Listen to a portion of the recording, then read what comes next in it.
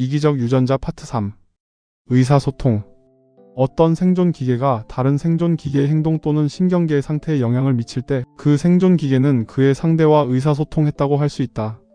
이를 드러내는 침팬지의 표정, 인간의 몸짓이나 말씨 등 생존 기계의 수많은 동작은 다른 생존 기계의 행동에 영향을 줌으로써 간접적으로 자기 유전자의 번영을 증진시킨다. 동물 행동학자의 전통적인 설명에 따르면 의사소통 신호는 송신자와 수신자 쌍방이 서로 이익을 얻도록 진화한다. 가령 병아리의 울음소리도 정보를 전하는 것으로 볼 수 있다. 그럼 동물들이 이 외부로 표출하는 신호와 정보를 거짓으로 하는 경우는 과연 없을까? 다양한 예에서 우리는 많은 동물들이 거짓 정보를 통해 이익을 취하는 것을 발견할 수 있다. 먹어도 되는 독이 없는 많은 곤충들은 다른 맛 없는 곤충이나 침을 쏘는 곤충의 모습을 흉내내 자신의 몸을 지킨다. 포식자들도 거짓말을 한다.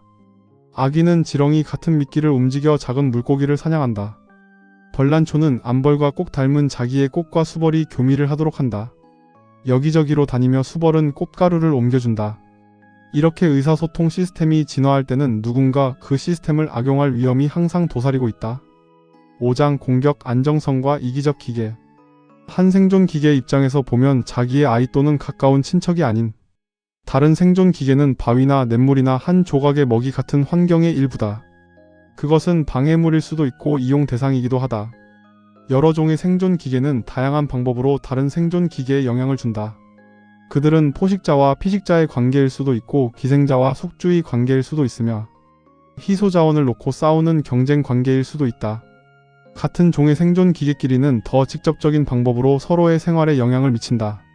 같은 종의 구성원이 서로 매우 닮아 있고 같은 장소에서 같은 생활 수단으로 유전자를 지키는 기계이므로 생활에 필요한 모든 자원에 대해서 직접적인 경쟁 상대가 되기 때문이다.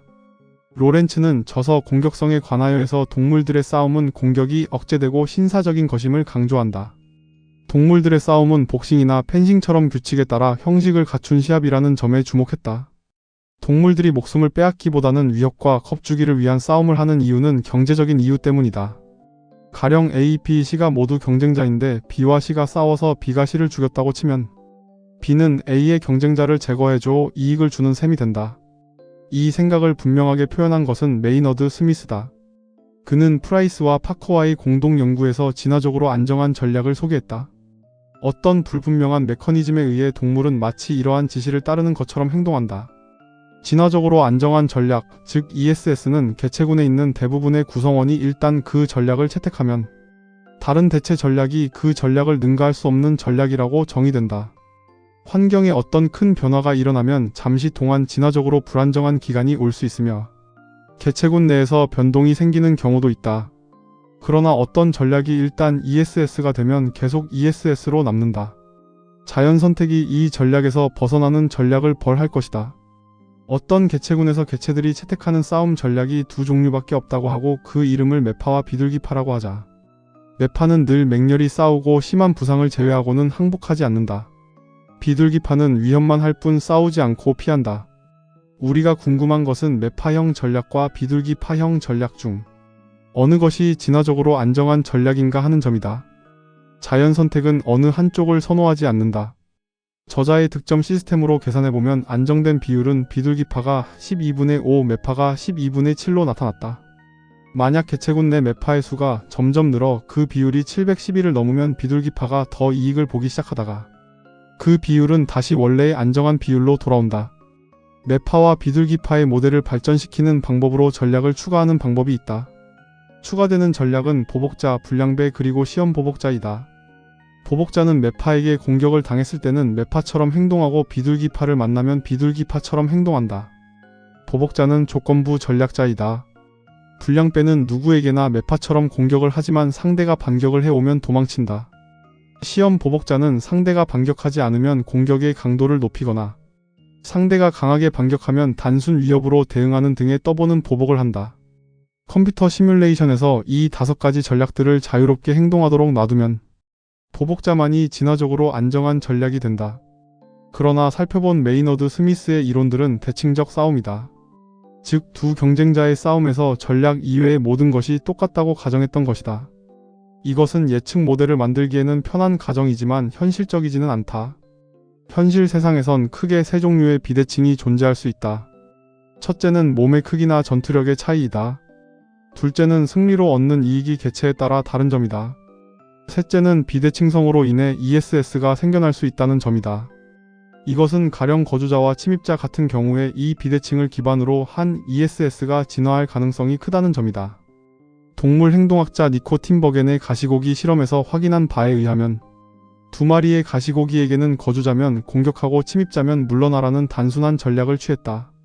아마도 비임의성 비대칭 중에서 가장 중요한 것은 몸의 크기와 일반적인 전투 능력의 차이일 것이다. 이때 쓸모있는 전략은 상대가 더 크면 도망가라, 상대가 작으면 공격하라는 전략이다. 같은 종끼리 또는 다른 종끼리, 사자의 유전자는 자기의 생존 기계의 먹이로서 영양 고기를 원한다. 영양의 유전자는 자기의 생존 기계를 위해 일하는 근육이나 기관으로서 그 고기를 필요로 한다. 그런데 자기 종의 구성원 또한 고기로 되어 있다. 그러나 육식 동물이 자기 종의 다른 개체를 먹으려고 적극적으로 쫓는 일은 결코 없다. 그러나 사자가 사자를 잡아먹지 않는 것은 그것이 그들에겐 ESS가 아니기 때문이다. 동종끼리 서로 잡아먹는 전략은 불안정하고 보복의 위험이 크다. 그러나 다른 종 간의 싸움에는 이런 위험이 별로 해당되지 않는다. 이것은 다른 종의 두 개체 간 상호작용에는 큰 비대칭성이 내재되어 있기 때문이다. ESS 개념. ESS 개념의 창안을 저자는 다윈 이후 진화론에서 가장 중요한 진보로 꼽았다. 이 개념은 이에 대립이 있는 경우라면 거의 어디에나 적용될 수 있다. 유전자는 혼자 있을 때 좋은 것이 아니라 유전자 풀 내 다른 유전자를 배경으로 할 때 좋은 것이어야 선택된다. 서로 잘 어울리는 유전자의 세트가 하나의 단위로서 함께 선택되는 것을 상상할 수 있다. 조정 선수의 예로 돌아가서 최상의 팀이 되려면 두 개의 안정 상태 중 하나가 되어야 한다. 즉 전원이 영국인이든 혹은 전원이 독일인이든 하나의 상태가 되어야 한다. 이 예에서 선택은 단순한 일치를 선호한다. 그러나 흥미로운 것은 서로를 보완하는 유전자들이 선택될 수도 있다는 것이다. 결국 왼손잡이 4명과 오른손잡이 4명으로 구성되는 이상적인 팀이 만들어질 것이다. 유전자 풀은 진화적으로 안정한 유전자들의 세트가 될 것이며 이는 어떠한 새로운 유전자도 침입할 수 없는 유전자 풀로 정의된다. 돌연변이나 재조합 또는 이입으로 생기는 새로운 유전자는 대부분 자연 선택의 벌을 받아 즉시 제거되고 진화적으로 안정한 유전자 세트는 복원된다. 유전자는 그 우수성 때문에 선택된다. 그러나 그 우수성은 진화적으로 안정한 세트, 즉 현재의 유전자 풀을 배경으로 했을 때 그 성과가 얼마나 뛰어난지에 기초하여 결정된다. 진화적으로 안정한 세트, 즉 유전자 풀 내에서 유전자 간의 상호작용 대부분은 하나의 몸 속에서 벌어진다. 모든 것이 잘 통합된 몸이 존재하는 것은 그것이 이기적 유전자들의 진화적으로 안정한 세트가 만들어낸 산물이기 때문이다. 6장 유전자의 행동 방식. 이기적 유전자와 이타주의. 이기적 유전자의 목적은 유전자 풀 속에 그 유전자의 수를 늘리는 것이다. 유전자는 기본적으로 그것이 생존하고 번식하는 장소인 몸에 프로그램을 짜 넣는 것을 도와줌으로써 이 목적을 달성한다. 이 장에서 핵심으로 강조하는 것은 유전자가 남의 몸속에 들어앉아 있는 자신의 폭사본을 도울 수 있다는 것이다. 이것은 개체 이타주의로 보일 수 있지만 사실은 어디까지나 유전자의 이기주의에 의해 생겨나는 것이다. 알비노와 같이 특정 유전자는 어쩌다가 자신이 들어있는 몸이 다른 알비노에 대해 이타적으로 행동하도록 했다면 결과적으로 유전자 풀 내에서 그 수가 늘어날 것이다. 그런데 그렇게 되려면 유전자는 다른 개체 내에 들어있는 자기 유전자의 사본을 알아볼 수 있어야 한다. 그러나 이것은 실제로는 겉으로 표시가 되지 않는다. 그렇지만 가까운 친척, 즉 혈연자가 유전자를 공유할 확률이 평균보다 높다는 점을 이용해야 한다. 근연도. 만약 우리가 유전자지의 사본 1개를 가지고 있다면 그것은 우리의 아버지나 어머니 중 한쪽에서 왔을 것이다. 만약 이 유전자가 아버지에게서 온 것이라고 치면 우리의 누이를 만든 정자가 유전자지를 받았을 확률은 50%이다. 만약 우리에게 100명의 형제 자매가 있다면 그중 약 50명은 우리가 가진 것과 똑같은 그 유전자를 갖고 있다는 말이 된다. 중요한 것은 부모와 자식 간의 관계다. 만약 내가 유전자 H의 사본을 하나 가지고 있다면 나의 아이들 중 어느 한 아이가 그것을 갖게 될 확률은 50%이다. 왜냐하면 내 생식세포의 반수가 H를 가지고 있고 나의 아이들은 누구라도 그 생식세포의 하나로부터 만들어졌기 때문이다. 편의상 두 사람의 혈연자가 한 개의 유전자를 공유할 확률을 나타내는 것으로 근연도라는 지표를 사용한다. 한 사람이 가지고 있는 유전자의 절반을 그 형제도 갖고 있을 것이므로 그 근연도는 2분의 1이다. 임의의 두 개체인 A와 B의 사이의 근연도를 산출하는 계산법은 다음과 같다. A와 B의 공동조상으로 밝혀지면 먼저 A에서 공동조상에 이르기까지 1세대당 하나의 계단으로 카운팅한다. 가령 A가 B의 작은 아버지이고 공동조상이 B의 할아버지이며 A에겐 아버지라면 둘의 세대 간격은 A에서 아버지로 1계단 올라가고 이번에는 A의 아버지에서 B까지 2계단을 내려오면서 카운팅을 한다. 1 더하기 2로 세대 간격은 3이 된다. 근연도는 각 세대 간격의 각 계단마다 2분의 1을 곱하면 된다. 이 경우 세대 간격이 3이므로 2분의 1 곱하기 2분의 1 곱하기 2분의 1로 2분의 1의 3승이 된다. 그러나 두 사람의 공동조상이 2명 이상일 때에는 같은 식으로 수치를 계산해서 더해줘야 한다. 유전적으로 보면 사촌은 증손과 동급이고 할아버지와 작은아버지도 근연도가 4분의 1로 동급이다. 팔촌처럼 먼 친척 관계는 지나가는 행인과 같은 정도로 보아도 무방하다. 부모와 자식의 근연도는 유전적으로 형제 사이의 근연도와 같은 2분의 1이다. 그러나 실제로 자연계에서 누나 또는 형이 동생을 돌보는 것은 부모가 자식을 돌보는 것만큼 흔하지 않다. 그럼에도 둘 사이의 차이는 유전적으로는 더 특별할 것이 없다는 점이다. 유전적으로 볼 때 할머니, 할아버지와 손자가 서로에 대해 이타적으로 행동하는 이유는 그들이 서로 유전자의 4분의 1을 공유하기 때문이다. 그러나 손자의 기대 수명이 더 길다면 할아버지, 할머니가 손자에게 이타적으로 행동하게 하는 유전자 쪽이 손자가 할아버지, 할머니에게 이타적으로 행동하게 하는 유전자보다 더 유리하다. 한 개체는 다른 개체의 생명에 자기의 자산 일부를 투자한다고 볼 수 있다. 그는 다른 개체와 자기의 근연도를 고려하고 유전자의 번식 기대치를 비교하여 좋은 피보험자인지 판단한다. 그렇다면 혈연자를 어떻게 알아볼 것인가? 우리가 우리의 친척을 알 수 있는 것은 주위로부터 듣고 서로를 부르는 호칭이 있으며 기록과 기억력이 있기 때문이다. 그런데 야생동물은 누가 친척인지 어떻게 알 수 있을까? 별로 돌아다니지 않는 동물이나 작은 그룹을 이루어 돌아다니는 동물에게는 자기가 만나는 개체가 누구든 자기와 친척일 가능성이 크다. 이 경우 자기 종의 구성원이면 누구에게나 친절하라는 규칙은 플러스의 생존 가치를 가질 수 있는데 이는 이 유전자를 갖고 있는 개체에게 이 규칙을 따르도록 하는 유전자가 유전자 풀 속에서 늘어난다는 것을 의미한다. 이것이 원숭이 무리와 고래 무리에서 이타적인 행동들이 자주 보고되고 있는 이유이다. 고래가 자기 친척을 알아보는 수단이 있는지는 알 수가 없으나 무리에서 마주치는 구성원이 친척일 가능성이 매우 높으므로 그 이타주의는 치를 만한 가치가 있다. 자연계에서 이런 이타적 행동을 악용하는 사례가 많이 있다. 고의적으로 모성 본능을 악용하는 예로는 다른 새의 둥지에 알을 산란하는 뻐꾸기 같은 탕란조에서 볼 수 있다. 이런 탕란 행위에 대한 진화로 다양한 능력이 개발되기도 한다. 바다오리에게는 진화적으로 안정한 전략은 자신의 알을 잘 인식하고 자신의 알 표면에 있는 반점의 패턴을 기억하고 구별하여 탕란 행위에 대항해 왔다. 명금조는 자기 종 특유의 표식이 있는 알을 본능적으로 골라 보살핌으로써 뻐꾸기의 속임수에 대응해 왔다. 그런데 뻐꾸기들도 자기 알의 색, 크기 그리고 표식을 숙주의 알과 더욱 더 비슷하게 만들어 이에 대응해 왔다.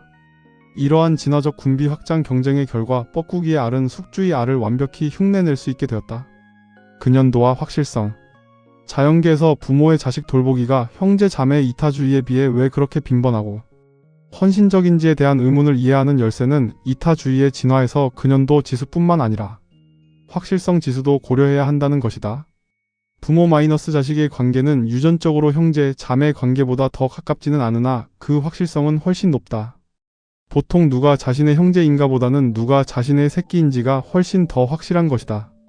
부모와 자식 간의 유전적 관계는 대칭적이고 근연도도 어느 쪽으로나 똑같이 확실함에도 불구하고 부모는 자식이 부모에게 하는 것보다 훨씬 더 극진히 자식을 돌본다.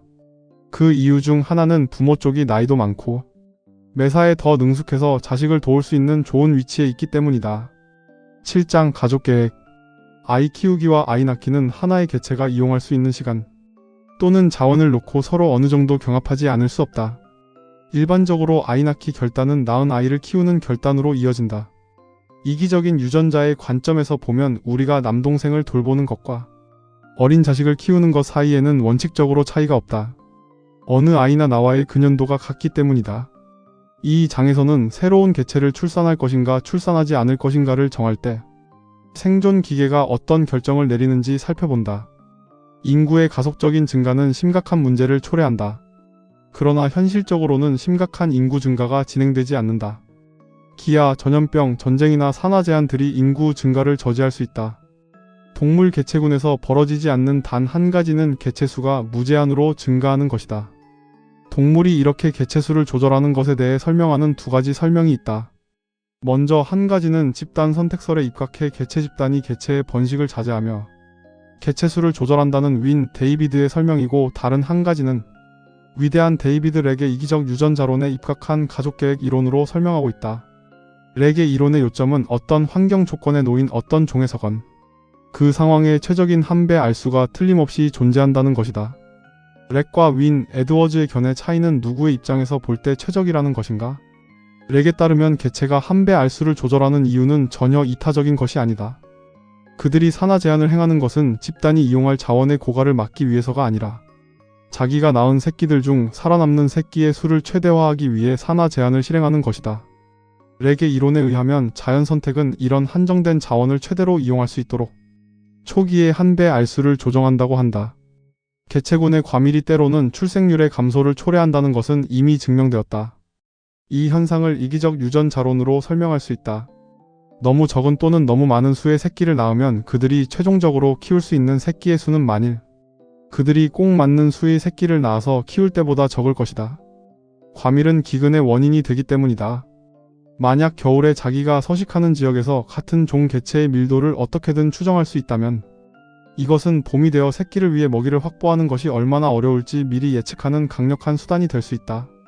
살펴본 것처럼 개개의 동물은 가족 계획을 실행하는데 이것은 공공의 이익을 위해서라기보다는 오히려 자기 자손의 출생률을 최적화하기 위해서이다. 개체에서 너무 많은 수의 새끼를 가지도록 하는 유전자는 유전자 풀 속에서 계속 살아남지 못한다. 그런 종류의 유전자를 체내에 가진 새끼들은 성체가 될 때까지 살아남기 어렵기 때문이다.